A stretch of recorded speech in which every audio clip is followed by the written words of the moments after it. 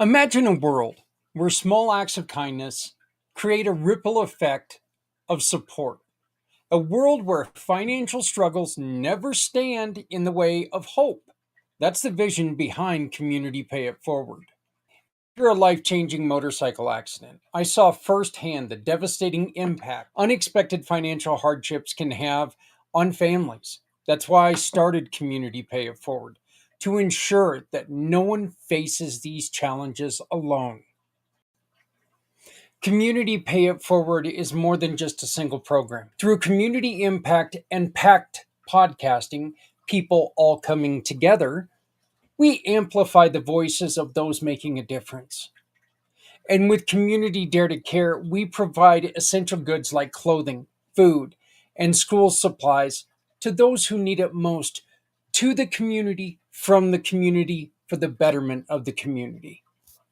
With Community Pay It Forward, we support families, children, veterans, community projects, no matter where they are. We are not just providing assistance, but hope for a brighter future, not just for people in need, but for businesses that are out there struggling, trying to find a way. We have a plan, but we need your help to reach the next level. We're launching a crowdfunding campaign to raise $500,000. This will allow us to market the Community Pay It Forward program more effectively and to acquire a vehicle for delivering essential goods to families in need in our community, and enhance and strengthen our programs to serve even more people. And as a thank you for your generosity, we're offering special incentives for your contribution. As we tell people all the time, your donation, big or small, will help. It'll create lasting impact on our community. Join us in building a future where generosity and compassion lead the way. Visit our website today, communitypayitforward.us, or scan the QR code above and donate today. Together, we can pay it forward because no one needs to go it alone when we all come together.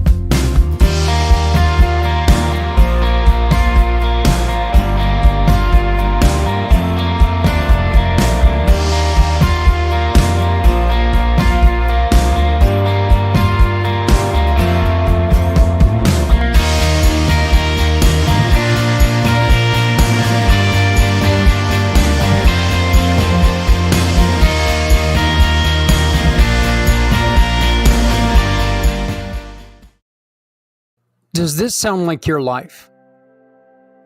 Scattered, jumping between tasks but never finishing. Saying yes when you want to say no. Avoiding hard conversations and holding it all in.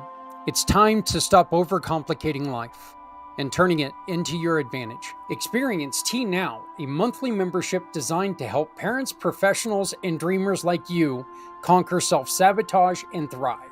Save your spot today. Get early access, a special gift, and start transforming your life. Because no one needs to go it alone when we all come together.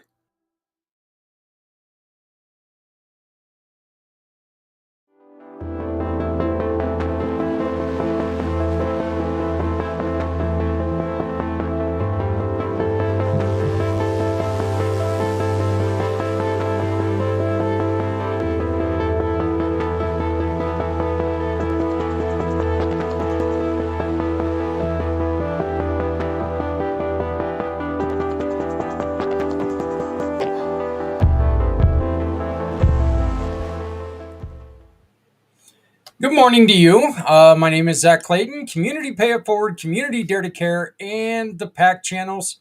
And wow, I am lagging terribly. So I apologize for this. I hope that it is playing a little bit better on your screen than it is playing on mine. Um, we're going to be joined today by a really good friend of mine, Mr. Joel White from Rewired for Men. Man, I hope that your screen's not lagging as much as mine is. But we are going to be joined by Joel White for Rewired for Men in just a couple minutes. As you will hear, it's been a very difficult weekend for myself. I did learn of a passing late last week that we've been dealing with. But I did want to let you all know that as you just heard a couple minutes ago, we are trying to raise money for the program, trying to advance the program, trying to get the program up and running, and we could use your help. So please, if you would like to be part of what we are doing, if you would like to take and become a producer of the program, of the PAC channel, whatever you can do, this QR code can make you a huge part of the program. And I may have figured out what one of the problems is. So let me see if I can do this here. That's not right. Well,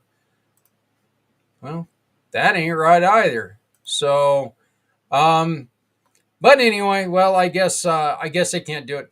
So what I'm going to do while we're trying to get this fixed is I'm going to go on ahead and play this video with Joel, and then when we get back, hopefully I can close it out properly and we can go from there. But this is our monthly addition to the Rewired for Men program with Mr. Joel White.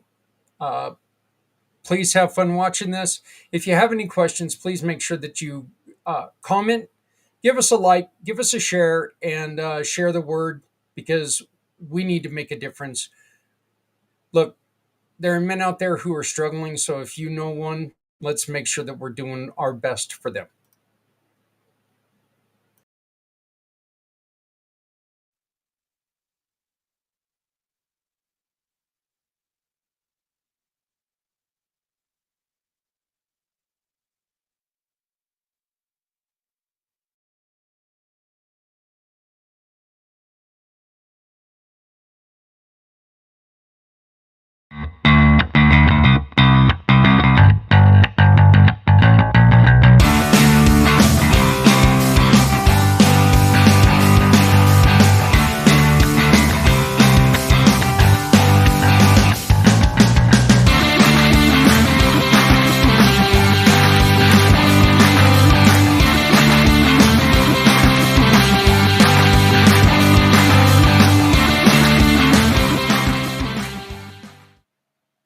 Hey there, everyone. It's Zak Clayton, Community Pay It Forward, Community Dare to Care, and the PAC channels. We are here today for for Footprints Forward, and I will be bringing on my great friend Joel White with Rewired for Men here real quickly.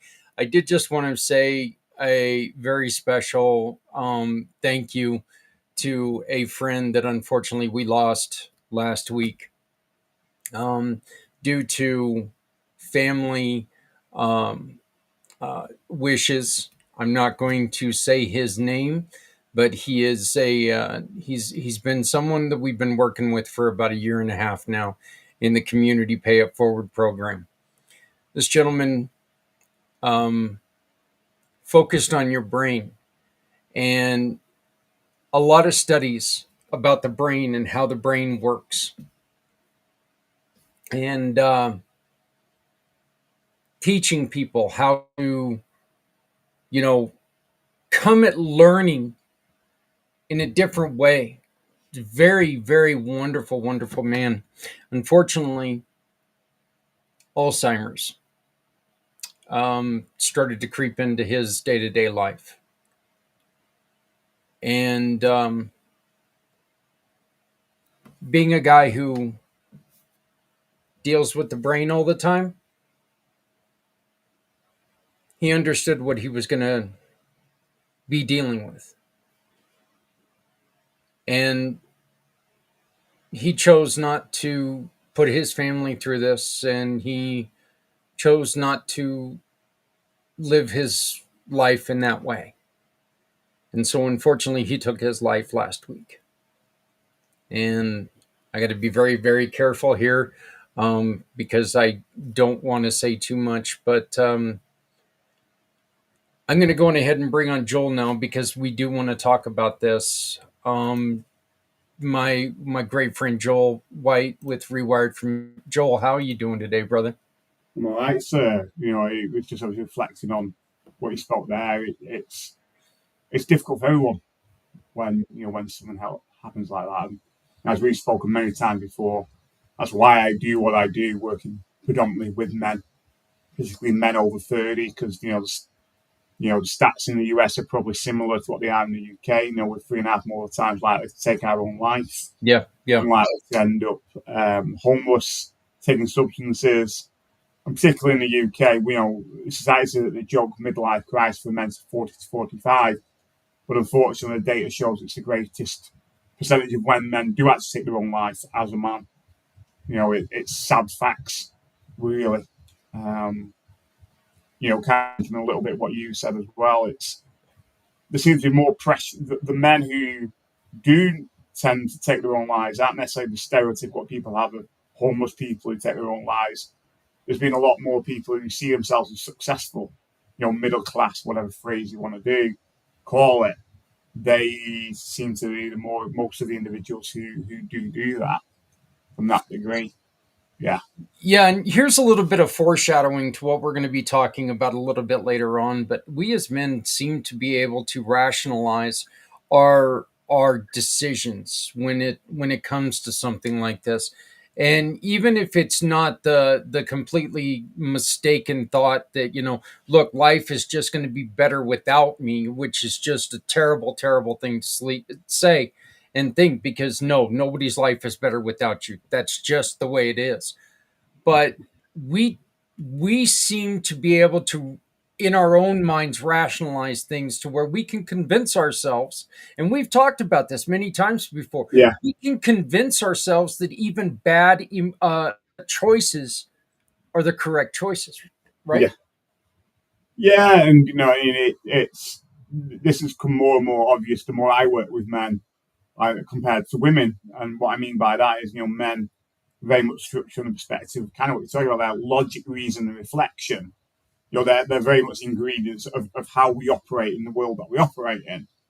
And that's great if a man is in a emotionally balanced state. When they're not in an emotionally balanced state, i.e., deregulated or anxious, whatever, they, similar to what you said there, they kind of bend the reality of what they see to fit their own into Yeah. that machine of logic, reason, and reflection. And it's I'm always fascinated and curious perspective around individuals who take their own life or who have attempted to do that. To just kind of get a bit of insight really into that whole thing. It very much in those final moments, whatever you want to call it, it very much does come down to logic and reflection. It's not emotionally generated thinking. It literally is very logical steps. Which is really interesting from that degree to in how men look at things. But if anything, what you said, and I said to a lot of people, and this is no disrespect based on what we're talking about here and the other people I've worked with in the past. There's something like taking your own life is a permanent solution to temporary problems. Some of those problems may be really difficult. We talked a little bit about this before, but it is there is no going back when you take your own life. That's it. Yeah, yeah, it is a permanent solution. And obviously, I don't know what's been going on in the US, but it keeps coming around in the UK. This whole thing around not necessarily about taking your own life, but how that links into euthanasia. The medical condition practice, and there's always been that fine line in the UK. Is it more towards if the law allowed it would be euthanasia, i.e., assisted death, or is it actually taking their own life. Does that make sense? There's so many facets within that decision making process. What goes on after that individual has done whatever done whatever they've done. If that makes sense. Yeah. You know, Joel, I think, and this is actually something I just thought of when you were talking. Okay. So you and I haven't had a lot of chance. There's a lot of speculation. Okay. There was a huge concert that happened about a week ago. Okay. You over in across the pond should be very aware of this. It was the farewell concert of Black Sabbath. Yeah. It Yes. was a huge concert to Ozzy Osbourne for Yes. Ozzy Osbourne, and there was a lot of talk about the end of life of Ozzy Osbourne. Okay, Yes.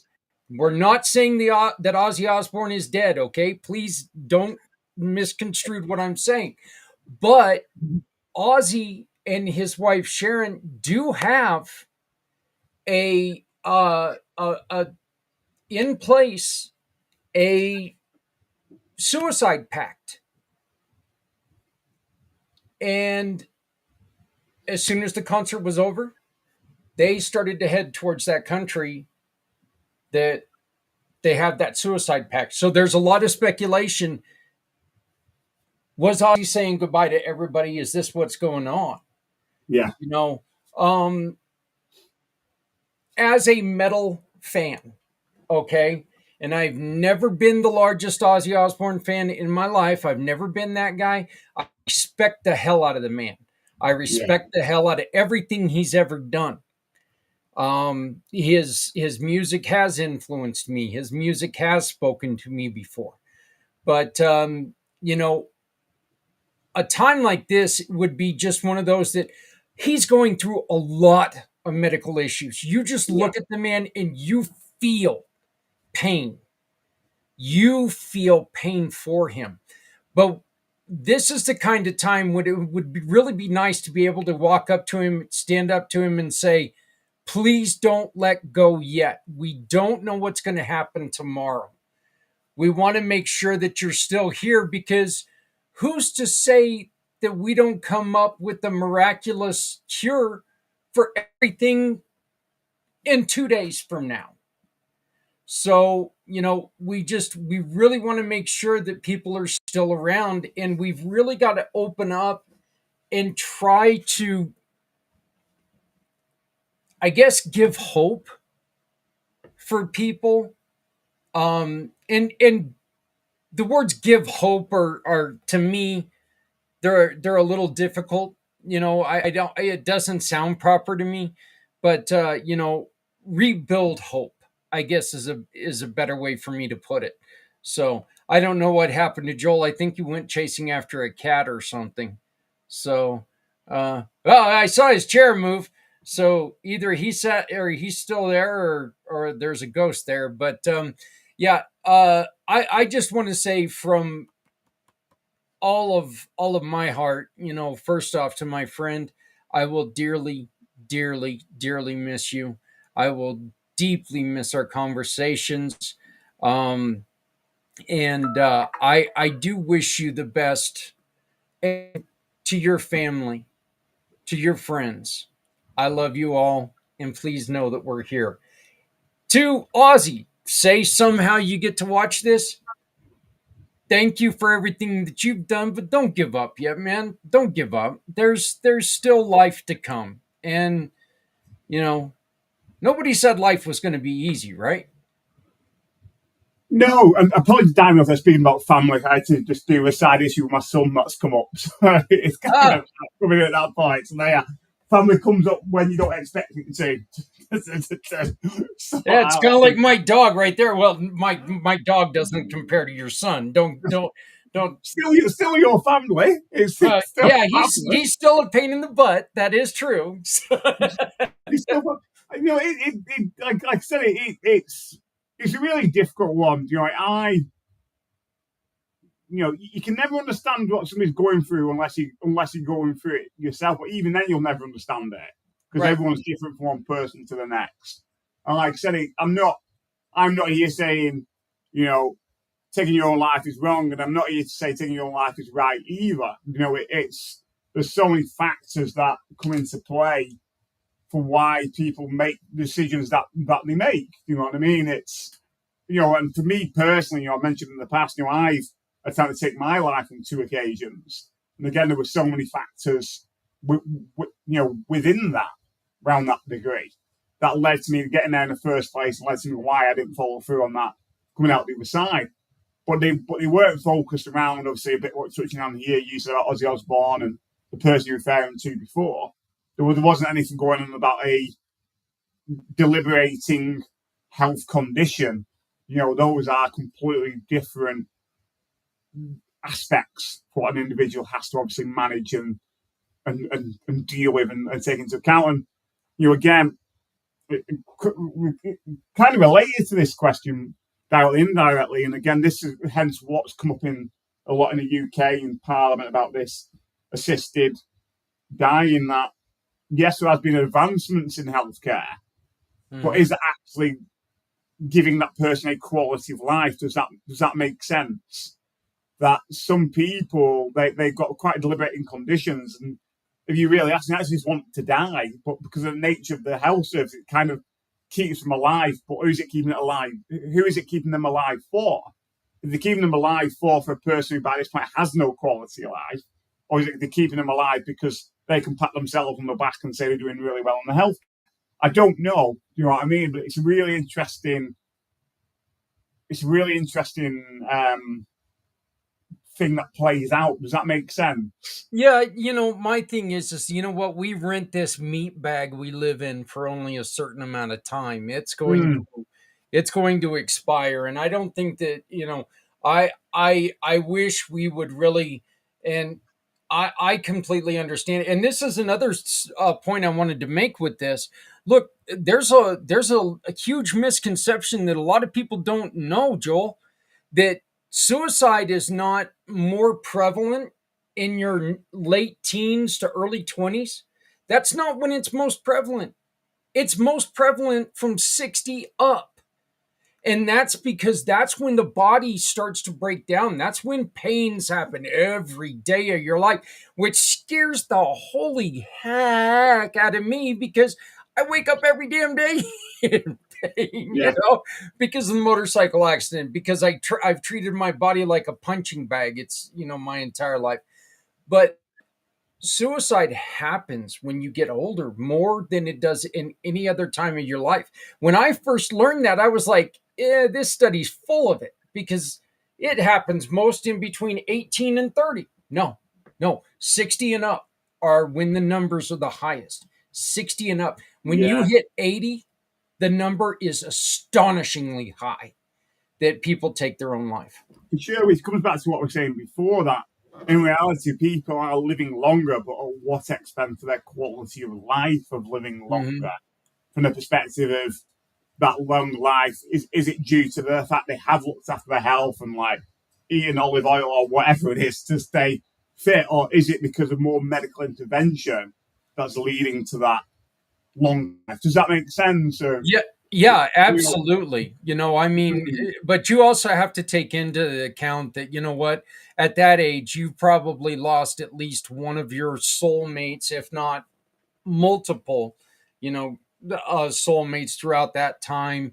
You, absolutely. you may have outlived some of your children. You may have outlived all of your friends and all your buddies and everything that you've done in the past, all those things that you've done in your past that were so important to you are now you're not able to do them. And so there's a lot of things that go into this. I don't want to just say it's all health, but I mean, Yeah, it's so sad that and I think that this is one of the reasons why we really need to take and we need to focus on people even when they are sick. We need to make sure that we're there for them.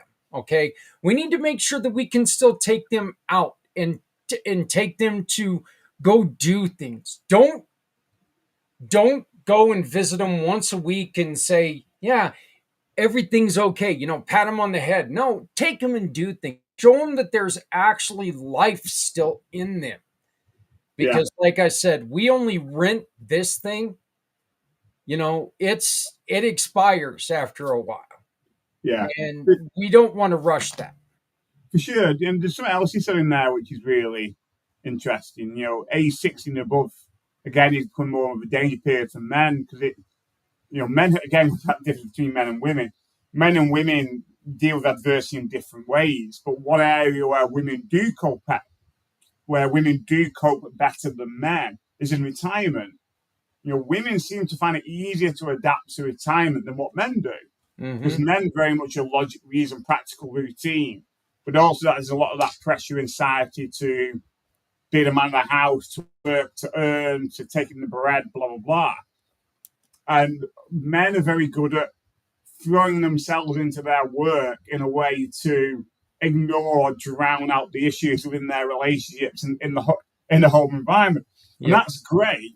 But when you retire, that routine, that purpose, that avoidance strategy, which is where a lot of men disappears. There is nothing, and that can be really difficult for men to make that transition again, which is another interesting thing in the situation of um, death, i.e., death of a partner. Women tend to find it easier to adapt when their husband dies than a man does when his wife dies. It actually, again, it's harder for men to come to terms with it, to work through that, to manage that. And again, it's not saying men are. I'm not saying men are weaker or women are better. A lot of it is just how we are shaped by society.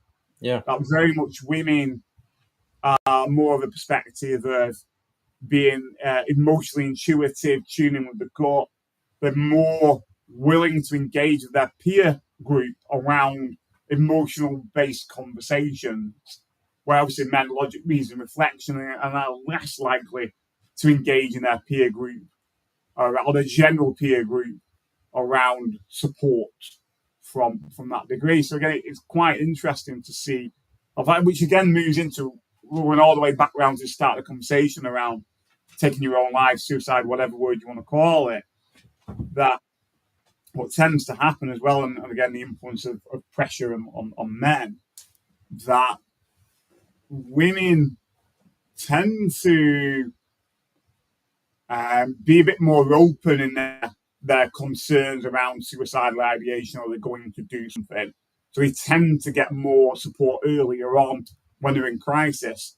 And women tend to go for the more internal methods, as it were, of attempting. So that is usually overdosing or cutting the wrists.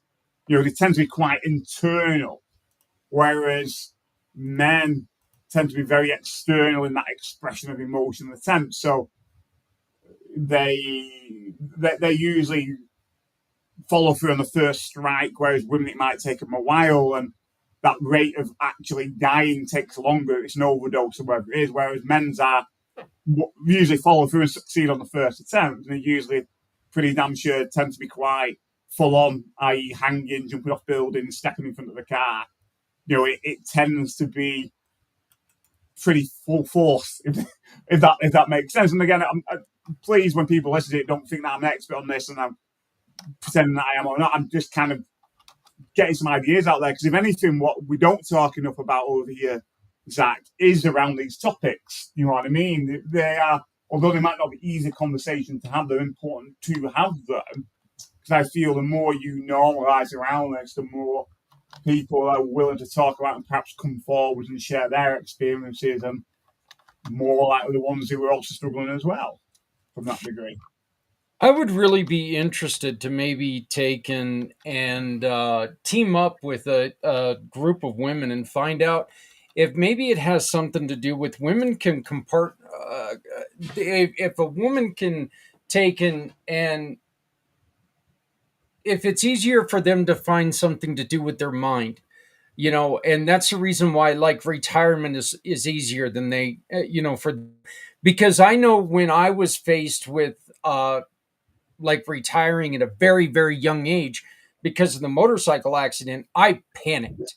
I absolutely panicked. I freaked out. I knew being alone with nothing to do with Yeah. only my thoughts was only going to be terrible for me. I knew that my life was going to be miserable if I didn't find something to do. And that's exactly what I thought. I knew my life was going to be miserable if I Yeah. didn't find something to do. That's what my mind went to. Yeah. So I would love to know what a female in that situation would think.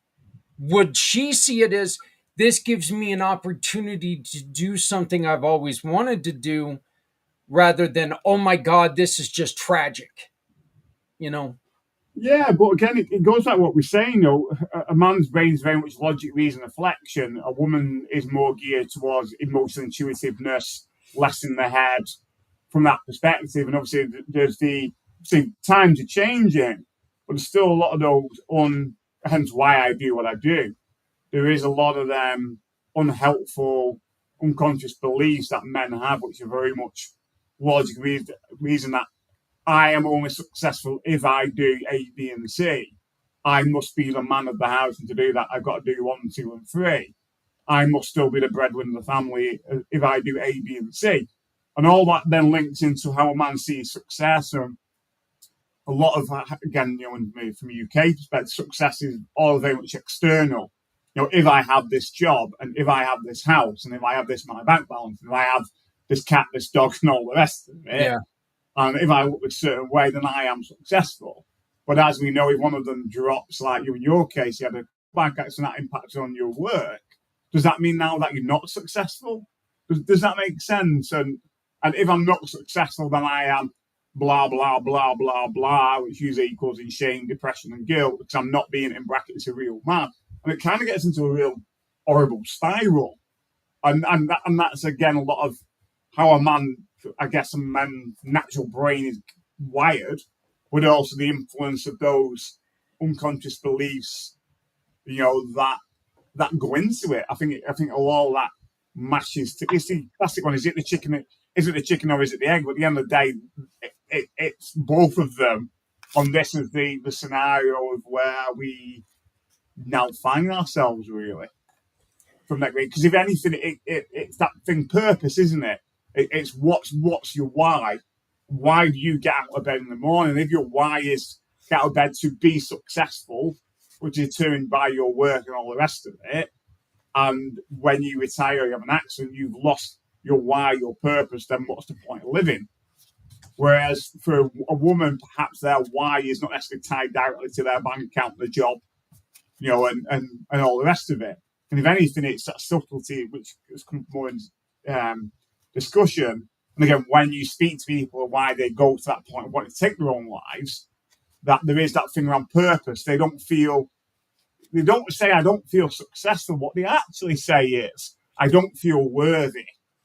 And what's really interesting, success and worthy are actually two completely different things. Success is that external thing of, if I've got A, B, and C, that equals success. Whereas what actually matters more is that worth, which is actually an internal point of reference. Am I worthy as an individual? Do I have self-worth, self-care, blah, blah, blah, whatever. But self-worth is, do you actually see yourself worthy enough of whatever, worthy enough of success? So that self-worth is a whole different ball game based on how you see yourself in your own skin and the world around you. You know what I mean? If you have a job and great, great, blah, blah, blah, then you still got self-worth. But if you lose a job and whatever, you still have that self-worth because it's your personal choice of an internal compass, isn't it? An internal reality Yeah. that that only you create. But unfortunately for a lot of men, they start to lose sight of that at 5, 7 years old, where they're told to man up, don't be selfish, look outside of yourself, equals success. When really it should actually be, well, actually, start on the inside first. Sort that out first, Right. and then everything Oh, else would I, work out I, more better. I hate that term, man up. Oh, I hate that term. That's one of those terms that just, but Yeah, this actually brings in one of the you found a really cool networking group that you've been going to, and what you were just saying, that the way that I just portrayed what I went through after the motorcycle accident, it could have had a lot to do with I was the breadwinner and all of a sudden I'm not. Yeah, You know, there was a just a cataclysmic change to where, you know, 80 hours I'm working 80 hours a week every week. I'm working, 14, 15 hours a day every day, every day. So all of a sudden, I'm not. My self-worth was gone. yeah, Not only that, but hearing that I wasn't eligible for food, to get help with food around the house because I made too much money last year. That just, it's like, oh my God. So I worked myself into issues. There was so much stuff thrown at me as a man, and none of it was positive. Everything I saw, where again, a lady may see it as an opportunity to do something, I saw it as, oh my God, danger, danger, danger, danger, danger, when women can see it in a different way. yeah. And potentially, we're not saying women do, because I'm guessing obviously some women would struggle with Oh yeah, that. not That's just, look. Not every man's going to see it as, oh, woe is me, woe is me, woe is no, me. no, not at all. But then we go into that, how the man's logical brain works, and what you made reference to there. What I do is, I empower men in business, usually around the age of 30.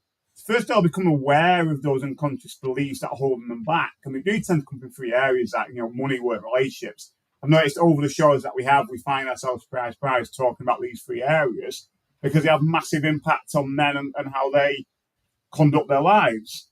And then, what I do is I empower those men to rewire those unconscious beliefs at the root cause without the emotional story in 30 days or less. So, that's a bit of a plug about me. But I guess where I'm going with this, of the three areas, what seems more and more apparent where more issues lie for men are in relationships. And those relationships are either it's friends, partner, children, whatever it is. Those are all types of relationships.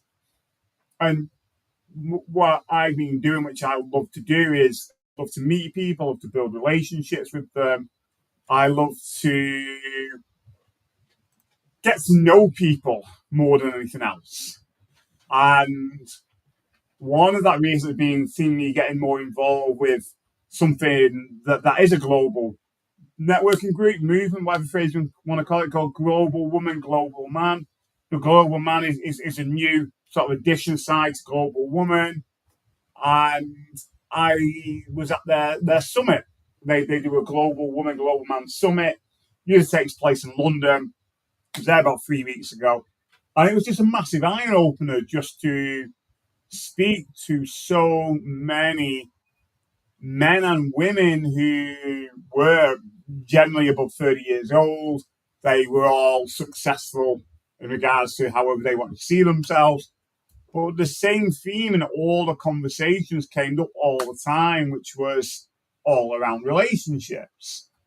And the interesting conversation, which kind of pinned it all together for me, and we had a chat about this before, was having a chat with one of the ladies who was a keynote speaker at that event, and she'd just been to a previous event where she was a keynote speaker on stage on like a panel thing. And whether she asked this question or somebody next to ask this question, the question was, what makes a successful woman? And someone from the audience put a hand up and said this or shouted it out. And this lady from the audience, they said a divorce. And it was really interesting to kind of get understanding what that was meant by that, and to break into it. And the whole thing, what it focused around relationships. And again, this fits into a theme of the conversation we've been talking about on purpose, that a lot of men are obviously conditioned unconsciously or consciously with some of these unconscious beliefs that are perhaps not always that helpful around, you must be the man of the house, you must be the breadwinner. And what we find now, roles are changing now in society. And this is not saying it's a good thing or a bad thing. It's the reality of what it is. Everyone's got different views around it. But the roles within society are changing, particularly around work and relationships, where you may find yourself, if you are a man, in a relationship where perhaps you're not the breadwinner in the household anymore. The woman is, or the woman is more successful than you, or whatever that might be. And some men, I find it very difficult to adapt to that difference. That either they are not the breadwinner anymore, so what's their role in that relationship? It lacks purpose, or the woman is more than they, or they're not working because they've had an accident or whatever it might be. And a lot of men find it very difficult to adjust to that. And that can lead to further breakdown in their relationship that they have. They may become more emotionally cut off. They may actually start to feel themselves in competition with the woman because they feel threatened by the woman. Or what has also can come up for a lot of men is that very much as men are hardwired, that their idea of a relationship they are shown is, I must be breadwinner. So what that means is I bring in the cash, I do the practical stuff around the house, and my job is done, and I'll sit down. When really, perhaps what a woman is looking at things with is, well, actually, I could do a bit of emotional support. Yeah, I could do with that hug, or I could do with that, like, are you okay? Or how's your day been at work? Or whatever it might be. I'm not dishing men here, and I'm certainly not saying men have got to be emancipated down, because again, there's an element of society where if we're not careful, men are going to get stepped on more than what they already are. And to something that's called toxic femininity, it's almost to something generally we run the risk if we're not careful going too far the other way. Yes, there was back in time toxic masculinity and very much a lot of unfair stuff was going on toward women and how they were in the workplace and society and all the rest of it. I get that, and I'm not disputing that. But I think we've got to be very mindful is that we're not swinging the other way, where men are actually stepped on and stepped down, in their role of who they are in society as well.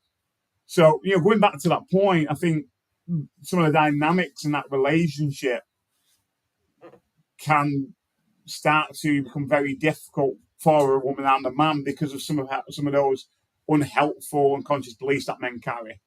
Really. Well, this is going to be the last question of the day. Unfortunately, we got to our time together is done for this month. But this is a very very complicated question, and I think maybe this is a question that we can even continue next month. Yeah, go on. Joel, let me ask you this: do we need to continue to respect the roles of each other?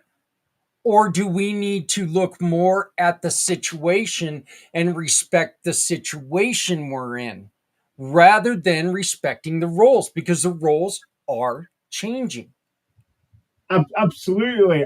I think if anything, I think it actually goes a deep level of why we turn up as we are, i.e., hence what are the unconscious beliefs that we are carrying that may no longer serve us in the situations that we find ourselves in. Mm-hmm. And like you said, the roles the roles change, and perhaps the dynamics we're talking about here in the US and UK might not actually be the same in the rest of the world.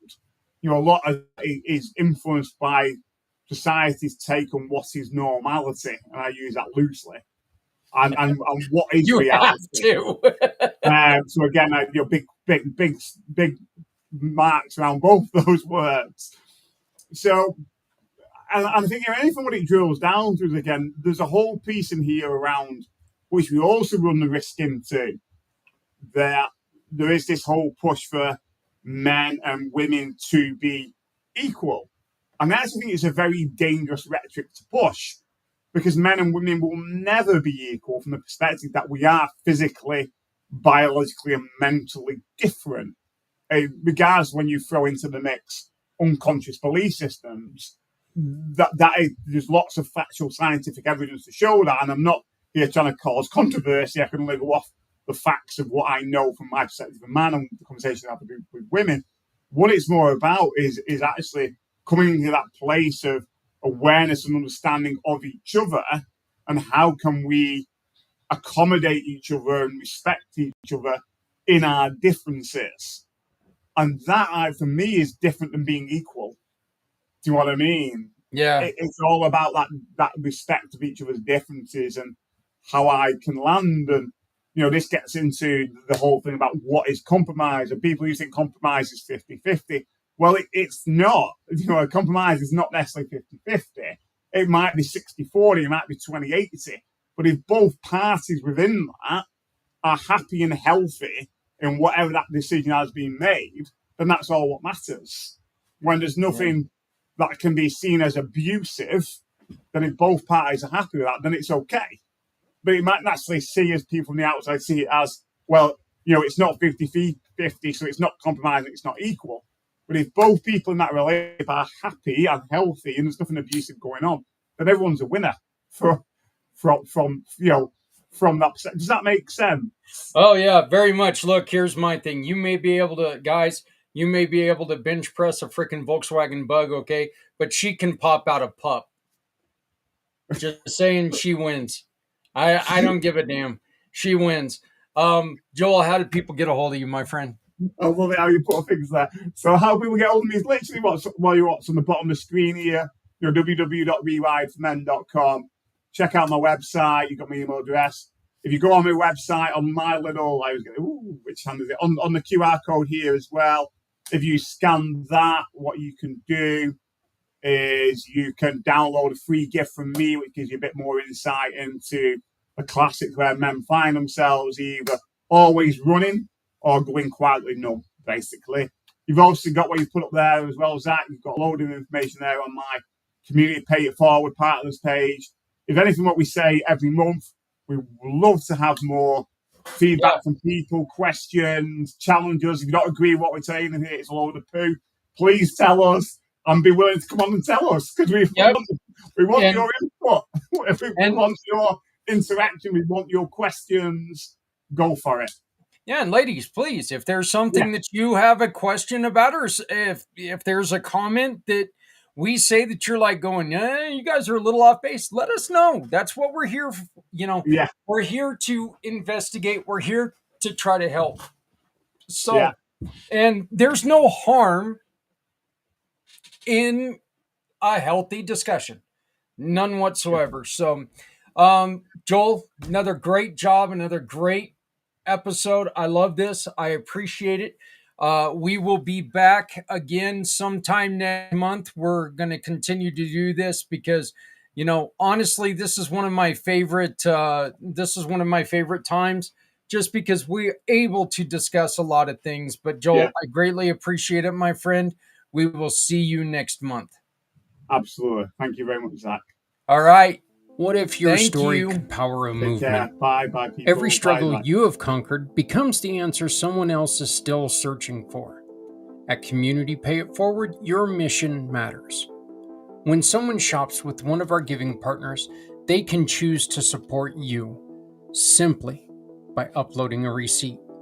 Your story gets shared, you get visibility, and you can share our program to raise up to 90% in referral awards. You have a story worth sharing. We're here to help you tell it.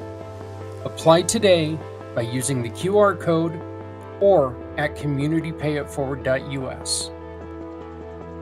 Because your story deserves to be shared. And at Community Pay It Forward, no one needs to go it alone when we all come together.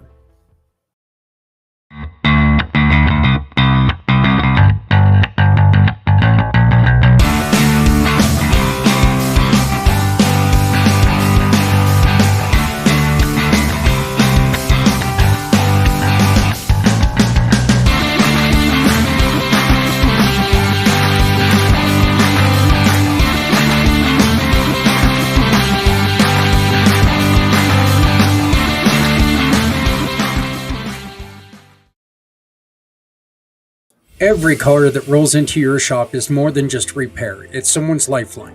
Now, what if every repair could also be a lifeline for someone in need? When you join Community Pay It Forward, a portion of each job can help a family, veteran, or nonprofit without costing your customer anything extra. With the Shop, Click, and Pick program, your shop keeps cars running. Let's keep communities running too. No one needs to go it alone when we all come together. So I want to thank Joel for joining us again. Rewired for Men is one of our great giving partners. Look at this. The camera is actually working right because I'm actually using the right camera this time. Yeah, just saying. That helps a lot. So we do want to thank Joel White from Rewired for Men. Please visit them. Men, look, if you're having a little bit of self doubt, if you're having a little bit of self trial, it's not abnormal. Just as it's confusing, I would imagine, for women, as we grow, there are times that we're not quite as sure of ourselves as we used to be. When it's not bad. I mean, it's a sign that you're well, as long as it's done right, it's a sign that you're growing up. So, yeah, I do have a question for everyone, and this is something as a podcaster, I wonder. I look at I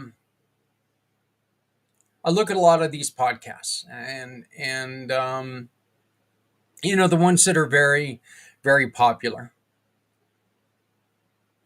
And I hope to God I'm never like these other podcasts. I don't ever want to be like them because as far as I can see, there's always dissension. There's always mistrust and lies in a lot of them. So my question to you today is: are those the podcasts that you like, or is there something else that you would like to see in a podcast? And the reason I ask this is because we are trying to build the Pack Channel to be something special. Um, I would like to hear from you, the podcast watchers. What are you looking for in a show that does not deal with deception, argument, divisiveness? We want to build shows that people enjoy watching and there's positivity in it.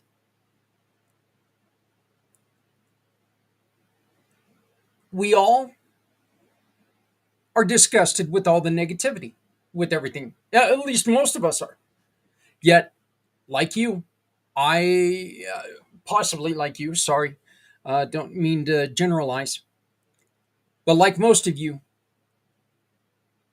I find myself at times completely addicted to shows that are negative. Do podcasts have to be negative for you to watch? Does there have to be a little bit of negativity for you to watch? And again, I only ask this because we are trying to build the Pack Channel to be something very special. We want to build positivity. We want to build a place where people can go and share experiences with each other and try to support each other in their difficult journeys. For us to do this, we need your input. And I ask you to please send us your input. Help us. Join us. And you can do that by scanning this QR code right up in the corner. You can support us here. You can make sure that we're around and you can become a sponsor of this show, of this channel, and you will get reward for it. So we really hope that we can make a positive life for people who are out there, no matter what their difficulty is. There is somebody out there who has experienced something very similar to what you've been through. Not identical, ever. Why? Because you're experiencing it, not them. Their lives are going to differ from yours. Maybe they've got a little more money than you had at the time. Maybe they've got a lot less money than you've had at the time. Maybe they've got the exact same amount of money that you've got, yet they've got one more child, or you've got one more child. Folks, maybe their favorite color is orange and yours is blue. Wow, I just realized I use two colors that I really don't like all that much. Except for royal blue, and that's for my Kansas City Royals, which, by the way, we will not be here next week because I will be in Kansas City. I get to meet my brother for my wife's brother, and she gets to be reintroduced to him. She has not talked to this individual for more than 2 decades, and I get to meet him for the first time. So I'm a little excited, a little nervous. I need to know if I should wear a tie or not when I meet him. I'm joking. I'm not worried about any of that. But we will be out of town, and so there will not be a show next week.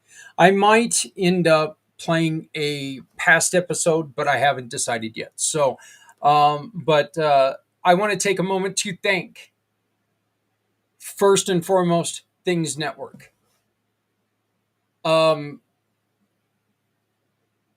Jebediah Jeremy York, great look there, buddy. Not really. Don't do that. If anybody knows what I'm talking about, go and check out Jeremy York's new look. It's a little odd. I'm joking, brother. If you like it, go with it. But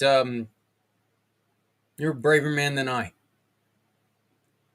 But to all my friends at Things Network, I appreciate your patronage. I appreciate everything that you guys do. I greatly appreciate your support from beginning till now. We are looking for people to help us in a project that's going to appear on February 22nd, which is our 22-hour podcast. We are going to read word for word without opinion, without distraction, and without any added controversy, the Constitution of the United States. Why? Because this is what the men and women who join the military vow allegiance to, is the Constitution. I want people who have never taken the time to read the Constitution. Maybe there's people out there who don't quite understand what's all in the Constitution. I believe I can safely say this is true because, again, I had no clue whatsoever, none, that George Washington was not a signer of the Declaration of Independence. I was shocked. Shocked, I tell you, when I found out he was not. I want to see what else I'm shocked about when it comes to the Constitution. So we're going to do this. But what I need people who are willing to sign up and read a section of the Constitution. Again, we will not allow anybody's political opinions to alter or to sway in either direction the Constitution. There will be no additions, no subtractions. It will be read, warts and all, as written. So I ask you to join us in doing that. And we're going to create something special. But my name is Zak Clayton, Community Pay It Forward, Community Dirty Care, and the PAC channels. I want to thank you for joining us this Monday morning on Footprints Forward. If you have a solution to someone's problem, if you have a story with mental stress, mental toughness that you would like to share with people, please get in contact with us, Zak at communitypayitforward.us, Zak, Z-A-K, at communitypayitforward.us. Come on, share your story. You never know when your story is going to lead to the life of someone else. Help them navigate the cold waters, the dark waters of mental illness. And until 2 weeks from now, I thank you very much. Please be safe out there. Please love somebody because somebody out here loves you. We will see you in 2 weeks. Thank you very much. Goodbye.